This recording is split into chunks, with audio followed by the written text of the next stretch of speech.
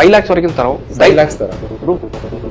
லட்சம் கோடி சம்பாதிச்சு வச்சிருக்காங்க ப்ரோ. நான் கட்சியில இருந்து கேட்டது திமுகல இருந்து அபிஷேகா எனக்கு பேசினாங்க. தலைவர் விஜயை திட்டி பேச லட்சக்கணக்கில் செலவு செய்யும் திமுக. கேள்வி கேட்டால் 75 வருஷம் ஆண்ட கட்சி, எங்களை ஒன்றுமே பண்ண முடியாது அப்படி இப்படின்னு உருட்டுவாங்க. உங்களுக்கெல்லாம் இந்த எச்சப்பழப்பு தேவையா சார்?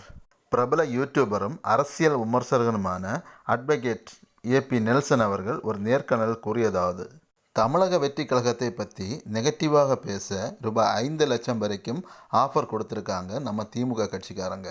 இவங்க வாயால் வடை சுட்டுட்டு இருக்காங்க. என்னன்னா, விஜயை பார்த்து பயம் இல்லை, நேற்றைக்கு முளைச்ச காளான், தற்கொலை அப்படி இப்படின்னு பேசுகிறாங்க. ஆனால் உண்மையில் என்னன்னா, விஜயை பார்த்து தொட நடுங்கி பயப்படுறாங்க. அதுதான் உண்மை. நீங்கள் என்ன தான் விஜயை பற்றி அவதூறாக பரப்புனாலும் மக்கள் ரொம்ப தெளிவாக இருக்கிறாங்க. வரப்போகிற 2026 தேர்தலில் மக்களோட பெரும் ஆதரவில் தலைவர் விஜய் முதலமைச்சர் ஆவார். மக்களுக்கு கண்டிப்பாக நல்லாட்சியை தலைவர் விஜய் கொடுப்பார். இதில் எந்த சந்தேகமும் வேண்டாம்.